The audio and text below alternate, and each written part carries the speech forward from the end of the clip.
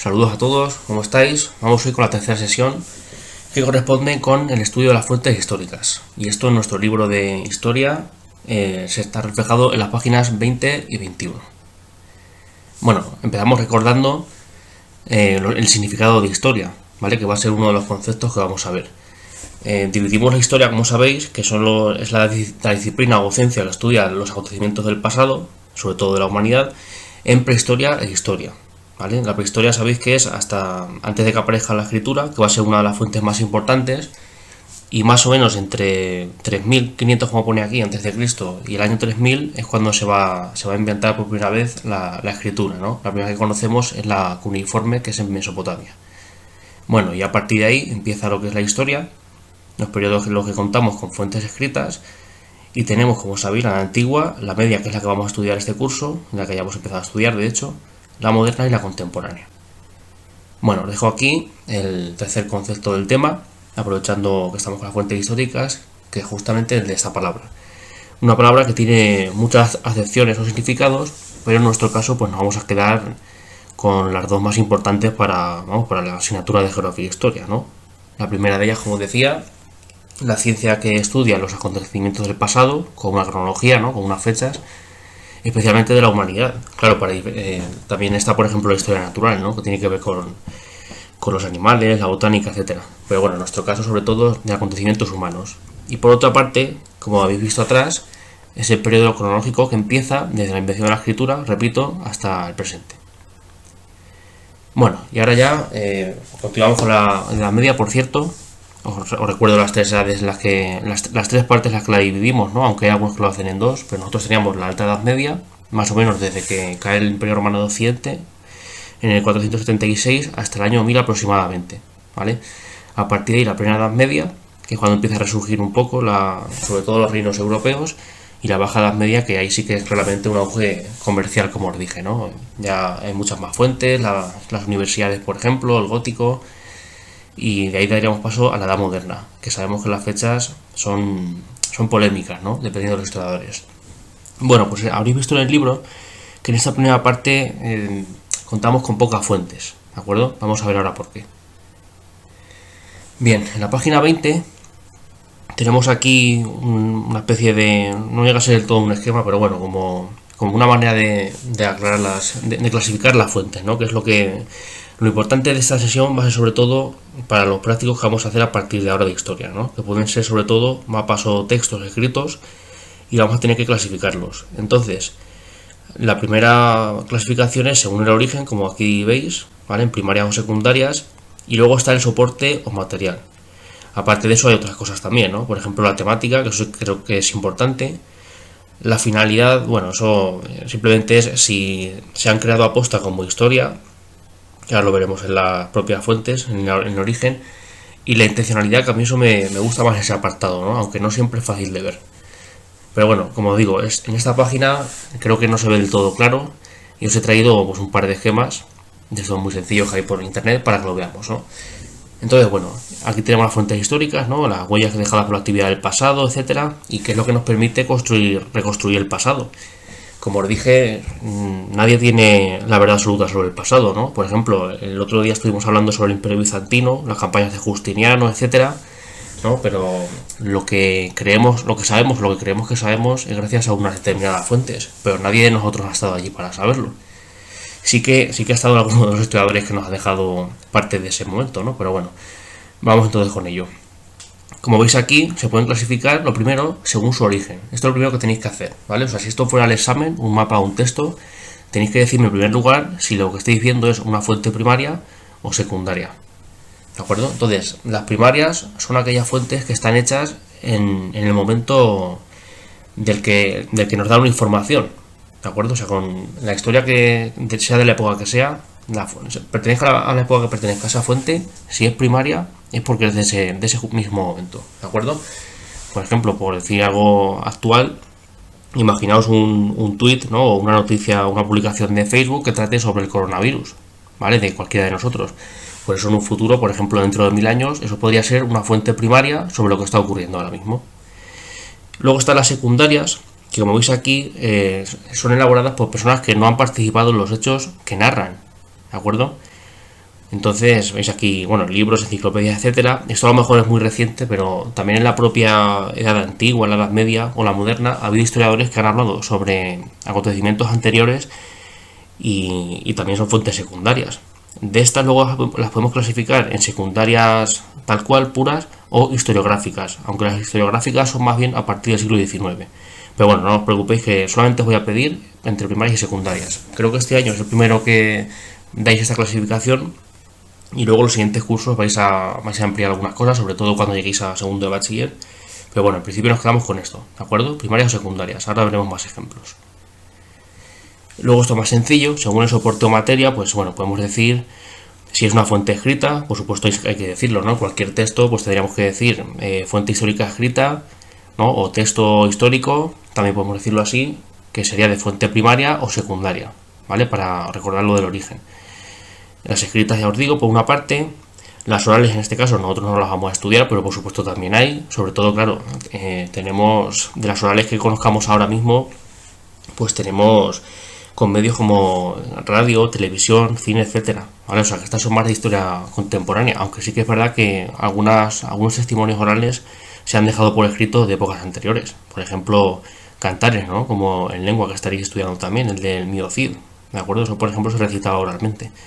También tenemos fuentes materiales, que son muchísimas, muchísimos tipos. Aquí habla de algunos de ellos, ¿no? Joyas, armas, utensilios, bueno, vestidos se conserva menos, pero también, ¿no? Hay algunas telas, textiles. Y aquí se han dejado uno muy importante que es de las monedas. La numismática, por ejemplo, es un signo de civilización y también es una fuente material que nos da mucha información. Algunos de ellos, por cierto, pueden ser mezcla. O sea, una escrita también es material, lógicamente, por su soporte, ¿vale? Ahora veremos también algún ejemplo. Y luego están las gráficas o iconográficas, como veis aquí, y audiovisuales, que ya sería más reciente, ¿no? Pero como veis son grandes grupos los que vemos aquí y se incluye de todo, ¿no? Obras de arte como pinturas, grabados y otras más recientes como películas, fotografías, en fin, cualquier iconográfica, como sabéis por icono, que lo vimos el otro día, tiene que ver con las imágenes. Aquí, por ejemplo, os he traído unas fotografías reales, estos son objetos de fuentes históricas que os he traído yo. Y estas, por ejemplo, son dos trozos de cerámica que están sacados de un yacimiento y tienen como unos, más o menos unos 4.000 años de antigüedad. Y esto, por ejemplo, ¿cómo lo sabemos? Pues porque otros que se han dedicado a estudiarlo, o sea, es decir, una fuente secundaria de gente que lo ha estudiado, nos indica que este tipo de cerámicas, con estas líneas que veis aquí, son determinadas de una época de, por supuesto, prehistórica para lo que es España, ¿no? Que fuera hacia el 2000 a.C. Pero quiero decir que esto, por ejemplo, sería una fuente histórica. Si la clasificamos por origen, ¿cómo sería? Primaria. Y por otra parte, pues bueno, de las que hemos visto antes, una fuente material, porque lógicamente esos signos no sabemos seguramente sean decorativos más que otra cosa y no sabemos interpretarlos como escritura. Aquí sí que tenemos una que es escrita, pero fijaos en esta. Esta por una parte es material, porque es un bloque pétreo, ¿de acuerdo? Pero por otra, lo más importante del bloque, sobre todo, es la leyenda que tiene, la inscripción, mejor dicho. Esta es una de las fuentes más importantes que hay, que es la epigráfica, que esta siempre es de escritura, ¿de acuerdo? O sea, por ejemplo, de prehistoria nunca podría haber una fuente de este tipo. Esta, por si tenéis curiosidad, está en el pueblo de Lezuza, aquí en la provincia de Albacete. Esto es de la antigua Libisosa, una piedra que había, un pedestal, mejor dicho, y aquí encima había una estatua de un emperador. Y fijaos, sabemos quién es, porque por aquí abajo, aunque esté un poco borroso ya la inscripción, pues sabemos que era Marco Aurelio, ¿de acuerdo? O sea que inscripciones como esta, aunque sean pocas palabras, nos dan mucha información sobre la época de la que es. Esta fotografía también la hice yo mismo, en un trabajo de hace un año. Y aquí tenéis otra fuente que también, otro tipo de fuente, y os la traigo yo también. Estas son unas monedas de época romana, del siglo III, que es cuando empezó la crisis del imperio, que acabaría cayendo, ¿no? Lo que estábamos viendo. Y fijaos, pues por una parte estamos con una fuente material, por supuesto es primaria, porque es del momento en el que se hicieron. Y por otra parte, aparte de material, fijaos, también es escrita, porque aparece en caracteres, e incluso iconográfica también, porque aparece en la cara de un emperador, en el perfil, y también una divinidad o una alegoría que era de una época determinada. Entonces, gracias a estos tipos de signos y también a las letras, sabemos de quién se trata. Este, por ejemplo, es el emperador Valeriano, ya os digo, del siglo III, e incluso por algunos signos más que se conocen, podemos decir de dónde fueron acuñadas y todo. Bueno, y ahora vamos ya Ya hemos visto algunos ejemplos, ¿no? Y ahora vamos con los que más nos puede salir a nosotros en nuestros temas o exámenes, ¿vale? Que van a ser sobre todo textos históricos o mapas, como los que estamos viendo estos días. Bueno, si empezamos con un texto histórico, como los que tenéis por ejemplo en la página 21, lo primero que tenemos que decir, insisto, es si es una fuente primaria o secundaria.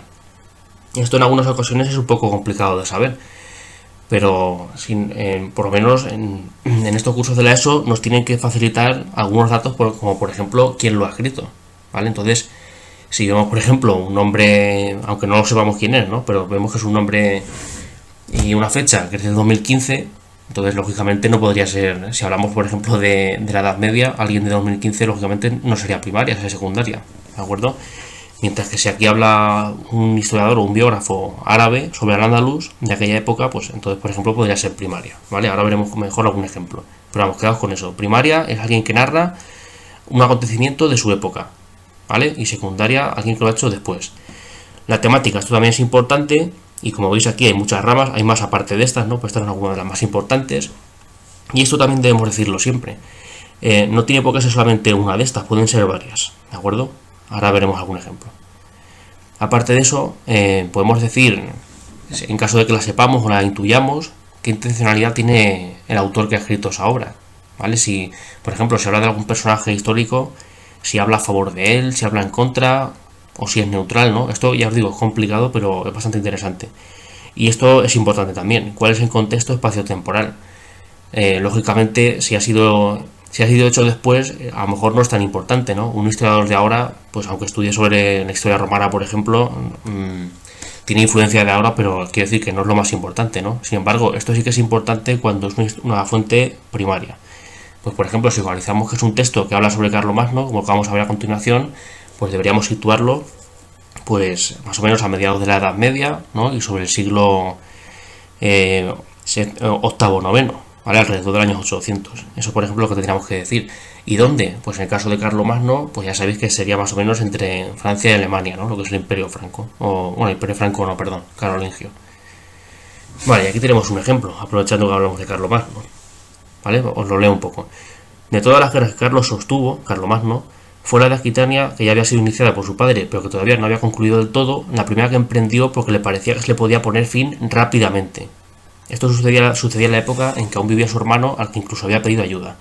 Y, a pesar de que este no le prestó la ayuda que le había prometido, Carlos emprendió la expedición y la llevó a cabo enérgicamente, negándose a desistir de su propósito y abandonar tan ardua empresa antes de llevar a buen término lo que se había empeñado en conseguir con su particular e inquebrantable perseverancia. No sigo con todo, pero fijaos en este momento, ¿no? Alguien nos está hablando sobre una campaña de Carlomagno, una campaña militar, y nos está diciendo que por una parte que podía ser muy fácil, aún así luego vemos otras cosas, por otras razones por las que podía ser difícil, pero a pesar de todo, según este historiador, pues Carlomagno lo hizo todo muy, muy rápido y muy bien, ¿vale? Aquí tenemos una información abajo que es importante para poder clasificarla. Esto es un fragmento de la vida de Carlomagno, que es el título, una biografía. Obra escrita por el biógrafo que se dedica a narrar la vida de un personaje, Eginardo o Eginardo, entre más o menos estos años porque no se sabe muy bien, ¿vale? Como veis es de la época de Carlomagno. Y está traducido en latín porque lógicamente este texto no es el que escribe él. O sea, hay historiadores que han visto textos originales o más o menos originales y lo han traducido desde ahí, ¿vale? Pero esto, lo que dice el texto, sí que es lo que escribió el autor, su biógrafo, ¿vale? O sea, que esto, por ejemplo, tendríamos que decir que es una fuente histórica escrita o un texto histórico y de fuente primaria, ¿vale? En cuanto al contexto, si vemos que está hablando de Carlomagno, lo que os he dicho antes, tenemos que decir más o menos el siglo y el lugar en el que sería. Y de intencionalidad, pues, ¿qué podemos decir? ¿Habla bien o habla mal de Carlomagno? Pues habla bien, ¿no? Se ve bastante claro. Ahora vemos otro texto y fijaos.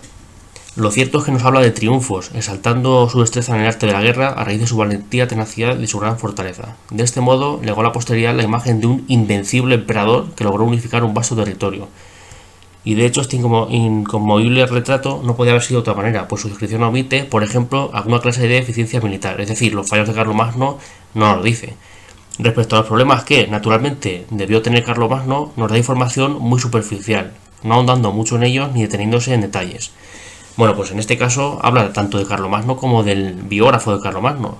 Este hombre, lo veis aquí, ¿no? Leonardo Carrera Airola, este es un historiador chileno de la actualidad, este de eso creo que es de 2015, si no me equivoco. Y fijaos lo que dice. ha estudiado tanto a Carlomagno como a su biógrafo, a Guinardo, y ¿qué es lo que dice? Pues que lo que hemos visto hace un momento, ¿no? Que habla muy bien de Carlomagno, pero que los problemas que tuvo Carlomagno, que lo sabemos gracias a otras fuentes, pues este autor prácticamente no nos dice, ¿no? Entonces, ¿qué quiere decir esto? Que por una parte es una fuente primaria, que nos da mucha información, la de Guinardo, ¿vale? Esta anterior, esta es la fuente primaria, pero que tenemos que ser cautelosos, tenemos que tener prudencia con lo que nos dice, porque a lo mejor está exagerando un poco lo que hizo Carlomagno, ¿vale? O sea, esta campaña existió, la de Aquitania, pero a lo mejor no fue tan fácil ni tan rápida como nos lo dice aquí, ¿de acuerdo? Entonces, bueno, en este caso, como veis, vamos a clasificarla también para que veamos cómo será en el examen. Y aquí, ¿qué diríamos? Pues si vemos, por ejemplo, esto, yo pondría aquí el año también para que lo sepáis, 2015, y diríamos que es una fuente, un texto histórico, una fuente escrita, pero en este caso es secundaria. Secundaria porque es alguien que está escribiendo, aunque sea de historia, porque se dedica a esto, ¿no? Está escribiendo en una época muy posterior a los hechos, ¿vale? Este es un autor de 2015 y está hablando de unos hechos del año 800, más o menos. ¿De acuerdo? O sea, que fijaos qué fácil que es.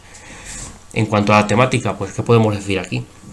Pues, por ejemplo, como nos estaba hablando aquí en el caso de la fuente primaria, de la campaña de Aquitania, podemos hablar, por ejemplo, de temática militar, ¿de acuerdo? Y política también, porque nos habla aquí de Carlomagno, de que tenía un hermano que no le ayudó, en fin, se pueden decir varias cosas, ¿vale? Si nos diese información, por ejemplo, religiosa o económica, pues podríamos incluir temas como esos. Pero en este caso, pues política y militar, por ejemplo, estaría bien. Y en este caso, bueno, pues digamos que el tema en sí es el propio Carlomagno y su historia. Vale, pasamos al mapa histórico, otro tipo de ejercicio que os podría poner. Y aquí, ¿qué diríamos? Pues empezamos por lo mismo. Se trata de un mapa de carácter histórico y ¿cómo sería según su origen? Pues puede ser una fuente primaria o secundaria.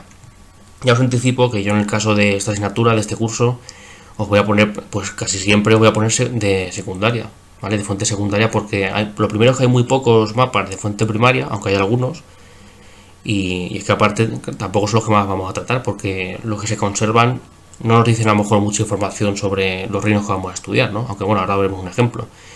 Lo dicho, primaria son mapas que están hechos en el momento y secundarias son mapas que, por ejemplo, por decir algo, de la Guerra Civil Española, cuando veis un mapa, son los que se han hecho después. Hay, por ejemplo, mapas militares y tal, sabemos cosas de campañas gracias a fuentes históricas primarias, pero un mapa que veis ahora de sobre la Guerra Civil hecho actualmente pues sería una fuente secundaria. Temática, pues podemos decir un montón de ellas, como digo otra vez, ¿no? Política, militar, económica, religiosa, cultural, etcétera, ¿de acuerdo? ¿Qué podemos decir también? Pues aquí algo que ya hemos estudiado en clase y que sabéis perfectamente. Según los movimientos que refleja este mapa, o cualquier mapa, ¿qué podemos decir? Lo que hemos repetido desde el tema 1, que puede ser estático o dinámico. Estático nos muestra, por ejemplo, unos colores o unas tramas, ¿no? Unos territorios. Por ejemplo, acordaos del de los reinos germánicos del otro día, ¿no? O la división del Imperio Romano en dos. Pues eso, por ejemplo, podrían ser mapas estáticos. Mientras que un dinámico, ¿qué tiene que tener? Pues siempre va a tener flechas. Por ejemplo, los militares o los de rutas comerciales son muy típicos de dinámicos, ¿vale? O sea que esto, como ya lo conocéis, creo que va a ser muy fácil. Y esto es importante también, el contexto espacio-temporal, claro, tenéis que decir, si leéis con el mapa de lo que trata, pues tenéis que decirlo. Lógicamente, si por ejemplo vamos con el tema del Andalus, os voy a poner algún mapa, de ese tema, ¿no? Que tenga que ver con el Andalus, pero dentro del Andalus, que es una historia muy larga, puede ser al principio de la conquista, puede ser posterior, o sea que ya lo iremos viendo, ¿de acuerdo? Vale, y aquí por ejemplo tenéis un mapa de fuente primaria, que ya os digo, son muy escasos, por lo menos quiero decir de la Edad Media. Luego de otras épocas, lógicamente, de la moderna y de la contemporánea, tenemos muchísimos testimonios, tanto escritos como de otros tipos. Y este, como veis, pues por ejemplo, es un mapa medieval. Como vemos, el autor que lo hizo parece que conocía bastante mejor el Mediterráneo, ¿no? Como vemos aquí la forma de Italia, de la península, de Sicilia, etcétera, mejor que, por ejemplo, las Islas Británicas, ¿no? Que como vemos no las conocía tan bien, o norte de Europa. Entonces, bueno, este por ejemplo sería un mapa de fuente primaria. Y estos que nos van a sonar más, estos serían de fuente secundaria, porque son actuales, como los que tenemos en el libro. Y sí que os he traído dos para que comparemos lo que decíamos, ¿no? De si pueden ser estáticos o dinámicos. O sea, este sería un mapa de fuente secundaria. Y como veis aquí, aunque tiene un poco de evolución histórica, ¿vale? Bueno, no se ve aquí realmente, pero nos pone varios tipos de monasterios en Europa, en la Europa medieval, que fueron de distintas épocas, más o menos, aunque coincidieron, ¿vale? Pero bueno, que como digo, que aunque tiene algo de evolución histórica, en verdad este mapa nos indica pues situaciones, lugares donde ha habido monasterios y qué tipo de órdenes religiosas ha habido allí, ¿vale? Entonces esto, claro, lógicamente es estático. Mientras que este otro, que ya lo vimos el otro día, pues es dinámico porque, fijaos, aunque nos refleja dos territorios que podríamos decir estáticos en el 395, que vemos aquí también. Vemos varias flechas de varios pueblos que se van moviendo e incluso tenemos años. Fijaos, los unos son los primeros que llegan. Bueno, los primeros no, perdón. Ya estaban por aquí algunos pueblos, pero los unos son los que provocan ese efecto dominó que dijimos, ¿os acordáis, no? Y eso hace que haya más movimientos de otros pueblos que acaban entrando en el Imperio Romano, sobre todo en el occidente. Y ahí tenemos más fechas. Así que aparte de que la propia flecha refleja movimiento, los años que nos han puesto también consolidan ese tipo de carácter dinámico que decimos, ¿vale? Bueno, vamos ya con el resto del libro. Lo que decíamos, aparte de los tipos de fuentes, ya lo hemos visto, pues nos habla también aquí del tema de la Alta Edad Media, ¿no? La Edad Media, acordaos de que habíamos dicho que había tres tipos: Alta Edad Media, la Plena y la Baja Edad Media, ¿vale? Pues más o menos la mitad prácticamente de la Edad Media, que se corresponde con la Alta Edad Media, casi 500 años, de ahí tenemos muy poca información, poquísima, ¿vale? Sí que hay restos de edificios o de murallas, castillos y tal, no tanto como los posteriores, pero tenemos algunos restos materiales o monedas, pero es que hay poquísimas fuentes escritas. Eso, por ejemplo, fue un atraso en comparación con el Imperio Romano, ¿no? O con la antigua Grecia, o con Egipto también. Entonces, claro, como pone aquí en el libro, ese es uno de los problemas que hay en la Alta Edad Media, ese primer periodo, que hay muy pocas fuentes escritas. Y luego aparte nos dice otra cosa también, el sesgo, ¿vale? Eso del sesgo, ¿qué significa? Pues significa la objetividad o subjetividad de esos textos. Lo que hemos dicho antes, la intencionalidad. O sea que tenemos que ser muy prudentes con lo que vemos en esos textos. De la Alta Edad Media, aún así conservamos algunos textos importantes porque, fijaos, estamos estudiando el Imperio Bizantino, la caída de Roma, también estamos ahora próximamente con los carolingios, con los visigodos después. Es decir, son algunos pueblos que, ¿por qué los estudiamos? Pues por dos razones sobre todo. Por una parte, porque tienen que ver con España, todos los que, incluso los bizantinos, todos ellos tienen que ver con España en algo. Y por otra parte, porque son algunos de los pueblos que más textos nos han dejado, más testimonios históricos. Por eso los conocemos mejor que otros pueblos, ¿vale? Por ejemplo, el reino suevo también estuvo aquí en la península ibérica, más o menos por Galicia y el norte de Portugal, pero es que hay poquísima información sobre ellos. Entonces, no podemos decir mucho más de ellos, más que estaban allí, algún rey que conocemos y poco más. Bueno, lo dicho, lo del sesgo. Entonces, en los ejercicios 1, 2 y 3, por cierto, tenéis que analizar estas fuentes que tenemos aquí, que hay 4, ¿vale? Tenemos un mosaico que ya vimos el otro día, el de Teodora, la mujer de Justiniano. Tenemos un texto, luego un mapa y luego otro texto. Entonces tampoco lo quiero desvelar del todo para no hacer los ejercicios. Pero fijaos, en el caso, por ejemplo, de Procopio de Cesarea, que es un historiador de ese momento, ¿vale? Ya os he dicho una pista buena, pues fijaos lo que dice. ¿Cómo podría alguien describir en palabras el carácter justiniano? Estos y muchos otros vicios, incluso peores, se revelaron en él como en ninguna otra naturaleza mortal. Parecía haberse reunido la maldad de todo el resto de los hombres y plantada en el alma de este hombre. A través de él, Teodora pudo inmediatamente adquirir un perverso poder y unas muy grandes riquezas. Con la ayuda de ella, para gastar el dinero saqueó al pueblo más que nunca, no solo a la capital, sino a lo largo del Imperio Romano. Se refiere al Imperio Romano de Oriente, claro, porque ellos no se llamaban bizantinos, como os dije. Entonces, claro, fijaos de lo que habla aquí. Está poniendo verde a Justiniano, ¿verdad? Está diciendo que tiene vicios, que era un avaricioso, que tenía maldad, y de Teodora igual, que era perversa, fijaos, ¿vale? O sea que, siendo un historiador de ese momento, pues habla muy mal sobre ellos, ¿no? Entonces, claro, el texto, por una parte, puede ser realista porque nos habla de personajes que conocemos, ¿vale? De hecho, tenemos otras fuentes como el mosaico por el que los conocemos, porque ponen sus nombres. Pero por otra tenemos que ser prudentes otra vez por lo mismo, porque no sabemos por qué este hombre habla tan mal sobre ellos, ¿no? A lo mejor le hicieron algo en vida, algún problema con ellos, y por esa razón nos habla mal, ¿no? De hecho, a día de hoy, si nos ponemos a ver periódicos, por ejemplo, podemos ver también cómo hablan unos y otros, ¿no? O sea, por ejemplo, si vamos a los diarios deportivos, el Marca te va a hablar muy bien sobre el Real Madrid, mientras que el Sport te va a hablar bien del Barcelona, ¿no? Y al revés, o sea, el Marca te va a hablar mal del Barcelona y el Sport mal del Madrid. O si vamos a los de política, Pues un diario como el ABC, por ejemplo, te va a decir que el otro día el discurso que dijo el rey Felipe, que fue ejemplar, que estuvo muy bien, muy conciliador, y sin embargo, si vas a otro diario como Público, pues te va a decir que fue decepcionante. O sea que eso de intencionalidad existe en cualquier persona que escribe, prácticamente hay algo de intencionalidad, y eso pues tenemos que tenerlo en cuenta, porque a lo mejor lo que nos están contando no es exactamente como nos están contando, ¿vale? Esto es muy importante saberlo. Bueno, y aquí abajo tenemos un mapa, como decíamos, podéis clasificarlo para probar, ¿vale? Y luego mañana lo revisamos por WhatsApp, como ya sabéis. Y ahí tenemos otra fuente que es un texto, y en este caso fijaos con la información. Un tal Collins, ¿vale? Que es un historiador importante, la España visigoda tal, editorial crítica año 2005. Entonces, si está hablando de bizantinos, visigodos, y es de 2005, pues ya os imagináis qué tipo de fuente es, ¿vale? Aparte de escrita, por supuesto. Entonces, bueno, os dejo eso para analizar, ¿vale? Cualquier duda, vamos hablando. Y os dejo esta última frase, por supuesto, que dice que las fuentes históricas, todas en general, tanto escritas como de otro tipo, constituyen la materia prima con la que creamos la historia. Eso es, o sea, con estos restos es con los que nosotros creamos ese relato de lo que pudo pasar, aunque no lo sepamos realmente. Un saludo.